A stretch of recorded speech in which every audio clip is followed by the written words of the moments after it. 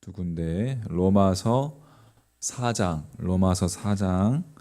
우리 18절부터 22절까지 보고 로마서 4장 먼저 한번 볼게요.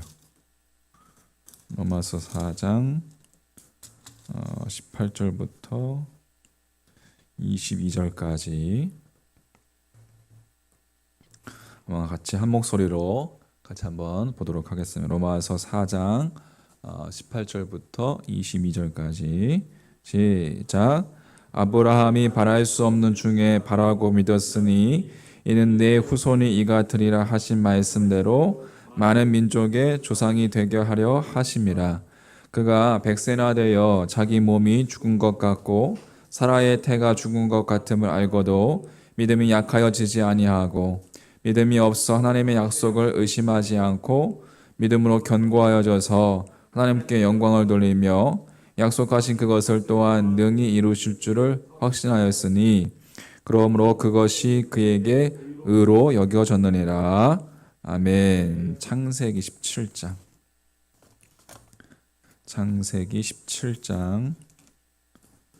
17절 18절 말씀. 창세기 17장 17절 18절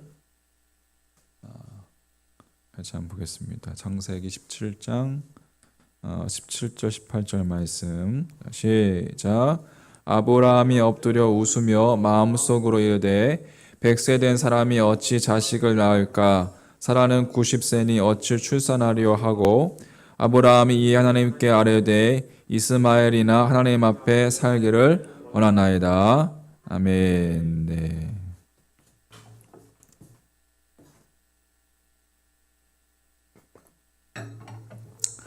자, 네. 감사의 물 어머니 기도에 준비하며 기도로 먼저 심게 하시니 감사합니다.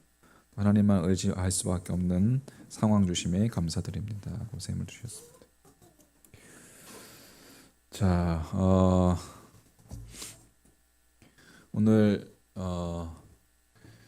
로마서 우리가 수요 저녁 예배 때 계속 보고 있는데, 자 로마서 4장 우리가 18절부터 22절까지 봤고, 그다음에 창세기 17장 17절 18절 말씀을 봤습니다. 창세기 11장 하반절부터 이 창세기 11장 하반절부터 시작되는 이 아브라함의 이야기, 이 아브라함의 이야기가 이제 창세기 22장까지 이제 모리아산에서 그 아들 이삭을 바치는 사건이 있기 전까지 아브라함은 하나님을 온전히 신뢰했다기보다는 온전히 신뢰하지 못하는 모습을 우리에게 보여줍니다. 아브라함은 하나님의 부르심을 받고 갈대아 우르를 떠났을 때에 이 하란 땅 가나안, 한 걸음의 가나안으로 가야 되는데 한 걸음의 가나안으로 가지 않고 하란 땅에서 지체했고, 또 가나안 땅에서도 기근이 되니까 애굽으로 이제 이주하게 되죠. 애굽으로 이제 이사를 하게 됩니다. 우리가 알다시피 하나님께서 땅에 티끌처럼 많은 자손을 주겠다라고 약속했지만 창세기 15장에 보면 아브라함은 자신의 뜻대로, 아브라함의 뜻대 자기 자신의 뜻대로 다메섹 사람 엘리에셀을 자신의 후사로 삼겠다고 그렇게 이야기합니다. 거기 15장 2절 보세요. 창세기 15장 2절에 아브라함이 이르되 주 여호와여 무엇을 내게 주시려 하나이까? 나는 자식이 없사오니 나의 상속자는 이 다메섹 사람 엘리에셀이니이다. 자신의 이제 종에게 그 상속자라 그렇게 하나님께 그렇게 이야기하는 거예요.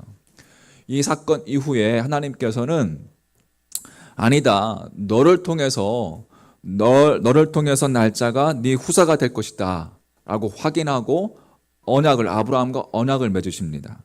거기에 15장 4절 보세요. 그 다음 절.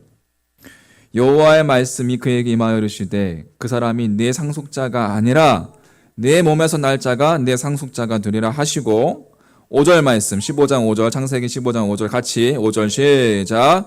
그를 이끌고 밖으로 나가 이르시되 하늘을 우러러 무별을 셀 수 있나 보라. 또 그에게 이르시되 내 자손이 이와 같으리라. 예. 아브라함에게 약속하신 거예요. 그리고 그 자손들이 살게 될 그 지역까지 아주 구체적으로 하나님께서 그렇게 말씀해 주십니다. 하지만 이 아브라함은 사라가 아닌 여종 하갈을 통해서 이스마엘을 얻는 사건이 생기게 돼요. 그 이스마엘 사건 후에 하나님께서 아브라함과 13년 동안이나 말씀 안 합니다. 하나님께서 삐지셨습니다. 14년 동안이나 단절하십니다. 창세기 16장, 자 보세요. 그 다음 장 창세기 16장 16절 한번 보세요. 하갈이 아브라함에게 누구를 낳았을 때에 이스마엘을 낳았어요. 여종 하갈을 통해서 이스마엘을 낳게 되는 거예요. 그 이스마엘 낳았을 때 아브라함이 몇 세였더라? 86세였더라. 그 다음에 17장으로 넘어가니까 아브라함이 몇 세 때에? 99세 때에. 99 빼기 86 하면 13년 동안이나 하나님께서 단절하신 거예요. 13년 후에 아브라함이 먼저 나타나셔서 언약을 세우십니다. 아들을 주겠다. 하지만 이때도 아브라함은 하나님 제 나이가 지금 몇 살인데 그냥 이스마엘이나 잘 살기를 원하나이다. 그렇게 이야기했어요. 그거 보세요. 17장 창세기 17장 18절 말씀 보세요. 아브라함이 이에 하나님께 아뢰되 누구나 이스마엘이나 하나님 앞에 살기를 원하나이다. 그냥 지금 나이가 이렇게 99세인데 그냥 이스마엘이나 잘 살았으면 좋겠습니다. 하나님 그렇게 이야기하는 거예요. 그러니까 하나님의 약속을 이 아브라함은 그 무별같이 땅의 티끌같이 무별같이 만하게 하겠다라는 그 약속을 그 아브라함은 지금 기억하고 있지 않는 것 같이 그렇게 보여집니다. 그리고 이 사라를 누이라고 속이고 비겁한 행동까지 하게 되죠. 자, 이게 창세기에서 우리가 이야기하는 아브라함의 이야기입니다. 자, 그런데 사도 바울은 오늘 로마서 4장 후반부에서 로마서 이 4장 후반부에서 창세기에서 살펴본 그 아브라함의 모습과는 상이한 입장을 그렇게 이야기하고 있습니다. 자, 로마서 4장 18절 말씀 보세요. 자, 18절부터 22절까지 오늘 읽었는데 한 번 더 읽어볼게요. 로마서 4장 18절부터 22절까지 같이 시작. 아브라함이 바랄 수 없는 중에 바라고 믿었으니 이는 내 후손이 이같으리라 하신 말씀대로 많은 민족의 조상이 되게 하려 하심이라. 그가 100세나 되어 자기 몸이 죽은 것 같고 사라의 태가 죽은 것 같음을 알고도 믿음이 약하여지지 아니하고 믿음이 없어 하나님의 약속을 의심하지 않고 믿음으로 견고하여져서 하나님께 영광을 돌리며 약속하신 그것을 또한 능히 이루실 줄을 확신하였으니 그러므로 그것이 그에게 의로 여겨졌느니라. 이렇게 사도 바울은 이렇게 아브라함에 대해서 이야기하고 있습니다. 바랄 수 없는 종에 바라고 믿었고 몸이 죽은 것 같이 되었음에도 믿음이 약해지지 않았다. 그리고 하나님의 약속을 의심치 않고 믿음에 견고해 섰다라고 사도 바울은 그렇게 표현하고 있습니다. 사도 바울의 이 같은 표현은 우리가 방금 살펴봤던 창세기에서의 그 아브라함의 기사와 상이한 다른 모습을 우리에게 보여주고 있죠. 모순입니다. 여러분 어떻게 이것을 해석하고 어떻게 우리가 이해해야 할까요? 아니 하나님 그냥 이스마엘이나 잘 살았으면 좋겠습니다. 근데 지금 사도 바울은 믿음이 약하여지지 아니하고 믿음이 없어 하나님의 약속을 의심치 아니하고 견고해져서 하나님께 영광은 돌렸다 이렇게 이야기하고 있습니다. 우리는 이 아브라함의 이 믿음에 대해서 우리가 생각해 볼 필요가 있습니다. 우리는 먼저 아브라함의 이 믿음이 행위적인 것, 즉 눈에 보이는 것과 다르다는 점을 다시 우리가 기억해야 합니다. 우리가 지난 시간에 율법의 역할에 대해서 우리가 살펴봤는데 율법의 역할은 뭐예요? 죄를 깨닫게 해주는 것만 한다고 했죠. 그러니까 로마서 4장 거기 2절 말씀에 보면 4장 2절 말씀에 만일 아브라함이 뭐로써? 행위로서 의롭다 하심을 받았으면 자랑할 것이 있으려니와 하나님 앞에서는 없느니라. 이게 무슨 이야기예요? 행위로서는 자랑할 것이 있다 없다는 거예요. 하나님 앞에서 없다는 이야기죠. 그러니까 우리가 창세기의 이야기를 그대로 받아들인다면 아브라함은 행위적인 면에서는 말 그대로 한없이 비겁하고 겁쟁이였습니다. 사라를 누이라 속이기도 하고. 그러나 그의 마음 속에, 그의 심령 속에 하나님이 믿는 믿음이 아예 없다라고 단정할 수는 있어요, 없어요? 그렇게 이야기할 수는 없습니다. 믿음의 크기는 모르지만 겁쟁이 같은 그 아브라함에게도 믿음은 있었다라고 말할 수밖에 없는 것이죠. 그러니까 여러분 이해하시면 됩니다. 우리 자녀들이 말을 잘 듣지 않습니다. 늘 잘하겠다라고 그렇게 이야기하지만 또 행동으로는 그렇게 실천하지 못해요. 행동으로는 고치지 못합니다. 그렇다고 행동으로 고치지 못한다고 해서 그 아이들이 엄마 아빠를 싫어하는 거예요? 아니죠. 엄마 아빠를 사랑하고 있습니다. 분명히 행동은 고치지 못했지만 여전히 엄마 아빠를 사랑하고 또 죄송하다라고 고백합니다. 마음은 여전히 엄마 아빠를 사랑하고 있는 거예요. 그러니까 창세기와 로마서의 이 모순은 이러한 관점에서 우리가 바라봐야 되지 않을까라는 것이죠. 여전히 아브라함은 하나님을 신뢰합니다. 믿습니다. 그러나 그의 행동은, 그 행위는 아직 바르게 되지 못했어요. 하나님께서 100세에 아브라함에게 이삭을 주시겠다고 말씀하는 그 장면에서 로마서는 이렇게 기록하고 있습니다. 자, 4장 거기 19절 말씀. 로마서 4장 19절 말씀. 자, 그가 100세나 되어 자기 몸이 죽은 것 같고 사라의 태가 죽은 것 같음을 알고도 믿음이 약해지지 아니하고 믿음이 없어 하나님의 약속을 의심하지 않고 믿음으로 견고하여져서 하나님께 영광을 돌리며 약속하신 그것을 또한 능히 이루실 줄을 확신하였다. 근데 창세기에는 다르게 기록하고 있죠. 창세기에는 아브라함이 하나님의 말씀을 듣고 속으로 웃었다라고 이렇게 속으로 웃었어요. 어이없는 반응을 하였다고 그렇게 기록하고 있어요. 제가 창세기 17장 우리 오늘 본문 17절 18절 말씀을 표준 세번역으로 한번 읽어드릴게요. 표준 세번역으로. 아브라함은 얼굴을 땅에 대고 엎드려 웃으면서 혼잣말을 하였다. 나이 100살 된 남자가 아들을 낳는다고? 혹 또 90살이나 되는 사라가 아이를 낳을 수 있을까? 아브라함은 하나님께 아뢰었다. 이스마엘이나 하나님께서 주시는 복을 받으면서 살기를 바랍니다. 자, 여러분 어떻게 다시 한번 이 모순을 우리가 이해할 수 있을까? 아브라함 안에는 이성과 믿음이라는 이 두 체계가 끊임없이 부딪히고 있었던 것이죠. 끊임없이 숨쉬고 있었던 거예요. 그래서 아브라함의 이성은 늘 하나님의 기적을 부인했어요. 어떻게 그럴 수 있어? 이해가 안 되는 거예요. 어떻게 100세에 자식을 볼 수 있어? 하나님의 아브라함의 이성으로는 그 기적을 부인했어요. 그러나 그 10년 가운데 있는 그 작은 믿음, 그 믿음이 하나님의 기적을 인정하고 있었던 거예요. 그러니까 창세기에는 아브라함의 이성의 믿음을 기록한 것이고 로마서에는 그의 믿음의 마음을 기록한 것이라 그렇게 이야기할 수가 있는 것입니다. 이렇게 표현할 수 있을 거예요. 믿으면서 믿지 못하는 것. 그것이 아브라함의 믿음의 실체였습니다. 믿으면서 믿지 못하는 것. 내가 어렸을 때부터 교회 다니고 믿는 것 같아. 근데 믿지 못해. 여러분, 엄마 아빠를 사랑하면서도 사랑하지 않는 행동을 하는 아이들의 모습과 우리가 유사한 모습이라고 할 수가 있겠죠. 그러니까 우리 안에도 이 같은 모순된 믿음이 있다는 거예요.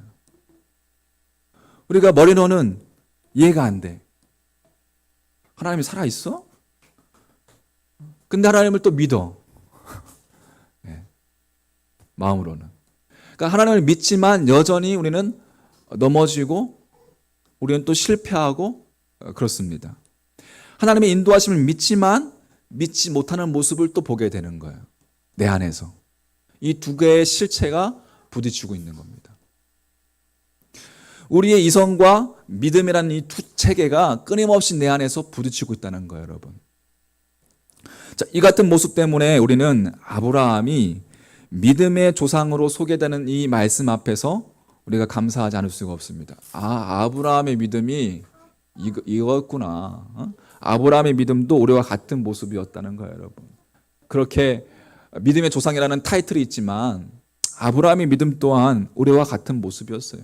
늘 실패하고 늘 넘어지고 믿음이 있는 것 같지만 믿음이 없고. 바울은 이 같은 아브라함을 믿음의 표본으로 삼은 이유를 이렇게 이야기합니다. 자, 4장 23절, 로마서 4장 23절. 그에게 의로 여겨졌다 기록된 것은 아브라함만 위한 것이 아니요 의로 여기심을 받을 누구도 위함이니 우리도 위함이니. 아브라함의 믿음이 의로워라고 이렇게 기록한 것은 아브라함을 위한 것이 아니에요. 아브라함만 위한 것이 아니라 우리도 위함이니 곧 예수 우리 주를 죽은 자 가운데서 살리신 이를 어떻게 하는 자니라? 믿는 자니라. 그러니까 아브라함을 택하신 것이 바로 우리를 위함이라는 거예요. 즉 자신을 통제하지 못하고 한심하고 마음은 원이지만 늘 실패하고 무너지는 마치 베드로와 같은 우리, 여전히 패배를 반복하고 있고 여전히 넘어지고 실패하고 이러한 모습 속에서 우리가 벗어날 수 있을지 장담할 수 없는 우리에게 대한 하나님의 배려가 이 아브라함이었다는 것이죠. 자, 그렇다면 아브라함의 믿음의 본질은 무엇이었는가?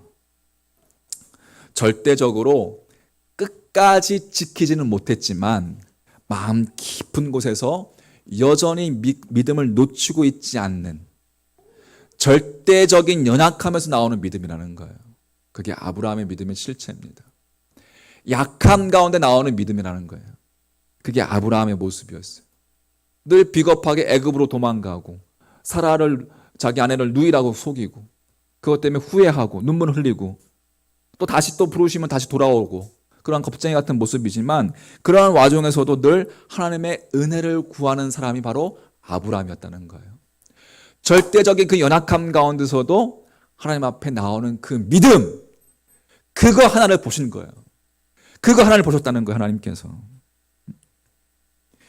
이성적인 잣대로 보면 자신의 모습을 도무지 용서할 수 없는 그 하나님이라고 그렇게 생각하지만 아브라함은 자신을 이성적인 잣대로 바라보지 않고 믿음으로 봤어요. 믿음으로. 우리는 아브라함을 통해서 우리의 연약함을 한없이 불쌍히 여기시고 우리를 돌아보시고 우리를 믿어주시는 분의 하나님이라는 사실을 우리가 바라봐야 될 줄 믿습니다. 여러분 거기서 믿음이 나오는 거예요. 그러니까 내가 잘나서 믿음이 나오는 게 아니라 하나님이 나를 믿어주시는 그 믿음 때문에 믿음이 나오는 거예요. 히브리서 기자는 예수님에 대해서 이렇게 이야기합니다. 우리에게 있는 대제사장은 우리의 연약함을 채울하는 자다.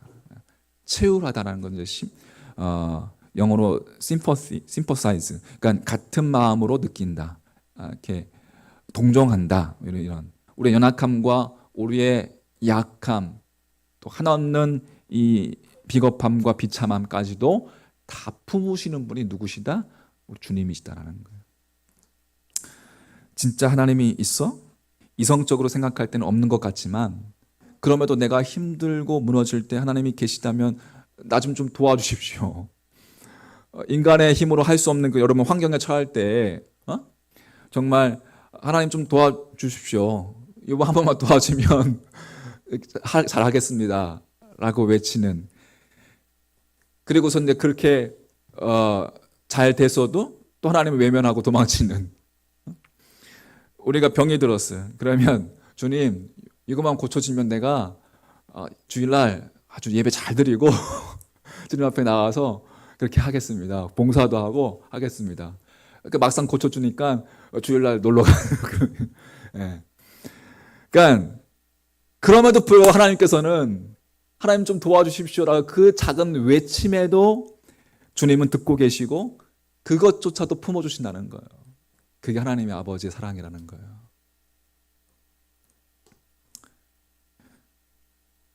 여러분, 더 중요한 것은 우리가 눈으로 보면 기회주의적으로 보이고 또 한심하고 매일 무너져 내리는 그런 처절한 모습일지라도 주님은 그 믿음도, 그러한 믿음도 받으신다는 엄청난 사실.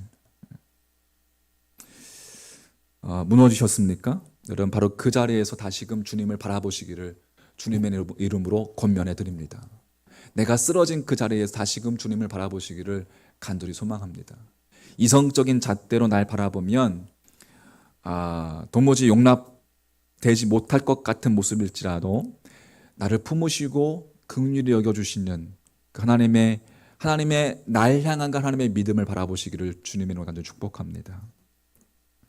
자, 정리해 볼게요. 우리가 이성으로는 하나님을 우리가 이해할 수 없습니다. 그러나 사랑은 이해를 초월합니다. 하나님이 세상을 이처럼 사랑하사 독생자를 주셨으니 이는 그를 믿는 자마다 멸망하지 않고 영생을 얻게 하려 하심이라. 이것이 위대한 고백입니다. 위대한 말씀입니다. 우리가 어렸을 때부터 그렇게 외워왔던 말씀이지만 이 말씀이 여러분 위대한 말씀이라는 거예요. 하나님의 사랑, 하나님은 사랑이십니다. 호테오스 아가페 에스틴, 하나님은 사랑이십니다. 여러분, 그 사랑이 우리의 이성을 초월해서 이 땅에 오셨고 그 사랑이 십자가의 대속제물로 돌아가셨고 우리 입장에서는 결코 이해할 수 없는 것, 결코 이해할 수 없죠. 그게 하나님 아버지의 사랑이에요. 어떻게 여러분 독생자 아들까지 내어주시면서까지 나를 구하기 위해서, 나를 구속하기 위해서 그렇게 하셨을까요? 침묵하셨을까요? 그 십자가 앞에서. 그 마음이 어땠을까요, 여러분? 엘리 엘리 라마 사박다니.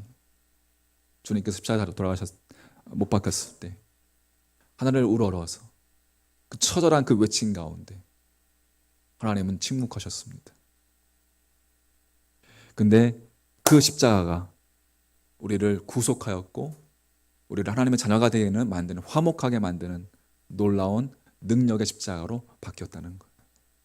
할렐루야. 여러분, 그래서 우리가 기독교는 무엇을 해서 구원받는 게 아닙니다. 이단들이 외치는 14만 4천 명 거기에 속하여야지만 거기에 속하는 자만 구원받는다? 어리석은 겁니다. 세상 70억 인구 가운데 여러분, 그러면 거기에 속하기 위해서 얼마나 노력을 해야 될까요? 얼마나 노력을 해야 될까요? 얼마나 여러분 마일리지를 쌓아야 될까요? 구원받기 위해서. 그런 겁니까? 아닙니다. 하나님께서 우리 가운데 하강하시는 거예요. 그게 여러분 기독교입니다. 먼저 찾아오셨다는 거예요. 그 사랑에 내가 지금 반응하느냐, 그것만이 남아있을 뿐입니다. 하나님께서는 여러분 끝까지 믿어주시는 분. 우리는 믿으면서 믿지 못할 때가 참 많지만 그런 하나님은 우리를 끝까지 믿어주시는 분, 신실하신 하나님인 줄 믿습니다.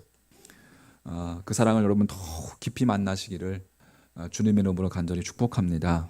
그래서 하나님 사랑 안에서 오늘 한 주간의 중간인데 남은 3일도 그렇게 여러분 그 사랑을 여러분의 삶 가운데서 체험하시기를 간절히 소망하고 여러분 그렇게 감사와 경탄이 있는 여러분 삶이 되시기를 주님의 이름으로 축복합니다. 여러분, 우리의 일상이 기적입니다. 우리의 일상이 감사입니다. 믿으십니까? 우리가 평상시에 모르잖아요. 평상시에는 내가 자유롭게 숨 쉴 수 있고 걸을 수 있고 밥 먹을 수 있고 여러분 우리는 사지가 멀쩡한 사람들한테는 이게 별거 아니잖아요. 하지만 지금 중환자실에서 몸을 움직이지 못하는 굳어져가는 그들에게 있어서는 이것이 기적이죠. 호흡할 수 있고 밥을 먹을 수 있고 이게 여러분 뭐라 그러죠? 그거를 이게 팔다리가 굳어져 가는 거를? 어? 예, 아무튼 그게 그런 사람 그러게 이제 이 장기까지도 굳어져 간대요. 예. 그래서 이렇게 그죠? 마비되어 가는 게 장기까지도 마비되어 간대. 그래서 이게 소화도 잘 안 되고 그런 다고 합니다. 그게 조금씩 이렇게 회복이 되면서 밥을 한 숟갈 먹었을 때 그 기쁨이 어떻을까요? 손을 움직이지 못하는 그 사람이 숟가락 하나 들고 자기의 손으로 자기가 먹었을 때 그 감격이 어땠을까요? 그 맛을 떠나서 그 감격은 그죠? 이루 말할 수 없을 거예요. 우리 마지막 시대 현대 후기 이 마지막 시대를 살아가고 있는 우리들에게 사탄은 여러분 우리로 하여금 하나님에 대한 경탄, 감사와 경탄을 빼앗아 갑니다. 그저 우리에게 주어진 일상 가운데 이것이 감사라는 것도 모르게끔 만들고 또 우리에게 주어진 정말 내가 숨쉬고 있는 것과 내가 이렇게 사람과 마주할 수 있는 것과 부모 자식 간의 관계 또 우리 성도와의 관계 이 모든 것들이 여러분 경탄, 감동이고 감격인데 그것을 빼앗아 갑니다. 무뎌지는 거예요. 내가 교회에 이 자리에 앉아 있는 곳조차가 여러분 은혜의 자리에 있는 곳조차가 여러분 모르시겠지만 이게 놀라운 기적이라니까요. 따져보십시오 여러분. 70억 인구 가운데 내가 하나님을 알게 된 것도 내가 예수 그리스도를 알게 된 것도 여러분 큰 하나님의 우리 용어로 은혜인 겁니다. 은혜. 이것을 경탄할 수 있는 여러분의 부드러운 마음이 되시기를 주님으로 축복합니다. 찬양하겠습니다. 약할 때 강함 대신에 찬양하겠습니다. 우리 찬양하고 같이 기도하도록 할게요.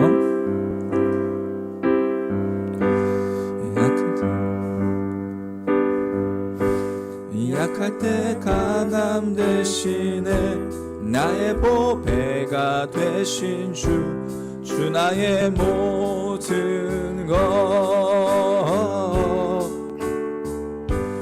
주 안에 있는 보물을 나는 포기할 수 없네 주 나의 모든 것 약할 때 강함 대신에 약할 때 강함 대신에 나의 보배가 되신 주 나의 모든 것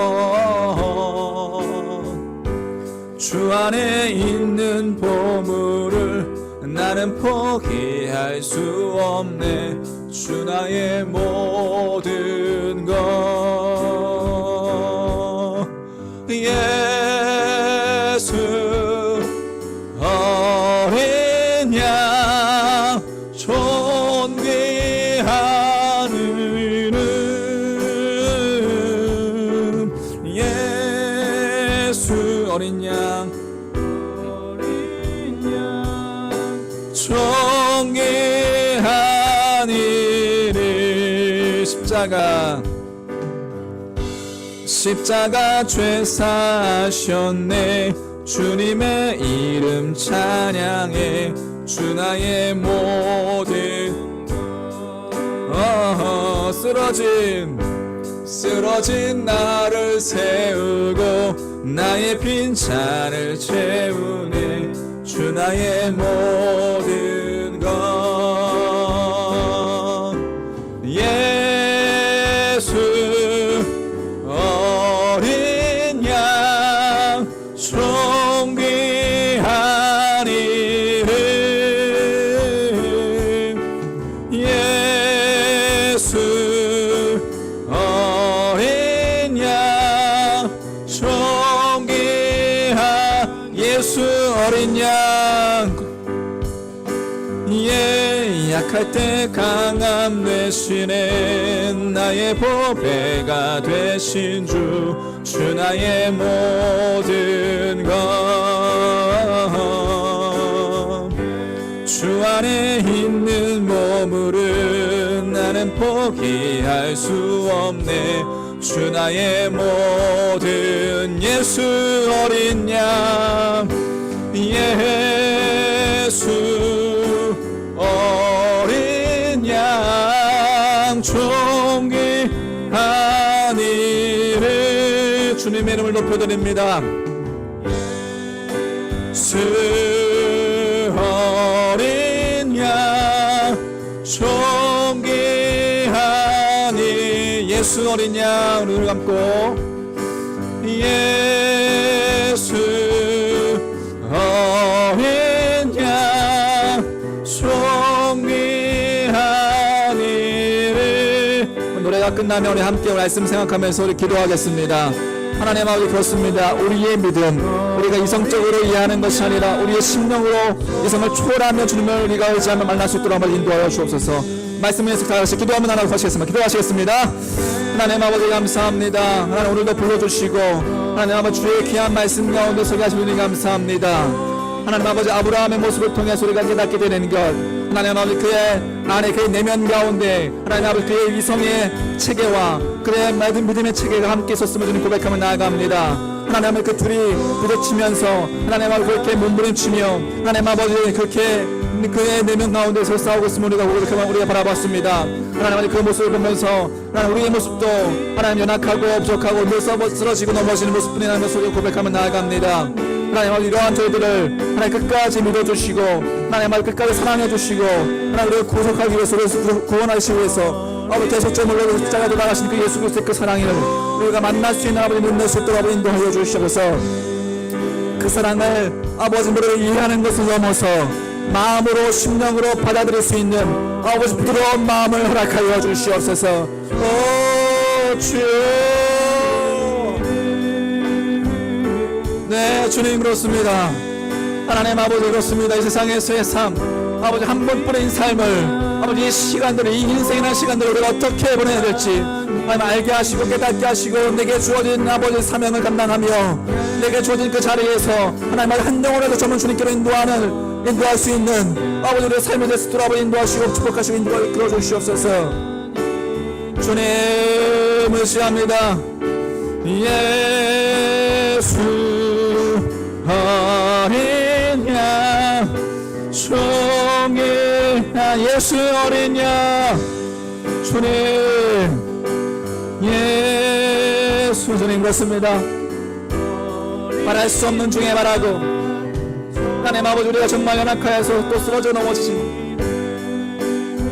또 주님 앞에 나와서 우리가 무릎 꿇고 또 함께 회개하며 고백하며 나아갑니다. 매일매일 그렇게 주님 날마다 우리를 돌아보며 하나님 아버지 믿음의 훈련을 쌓으며 아버지 믿음의 성장에 나아갈 수 있는 될 수 있도록 인도하여 주시옵소서.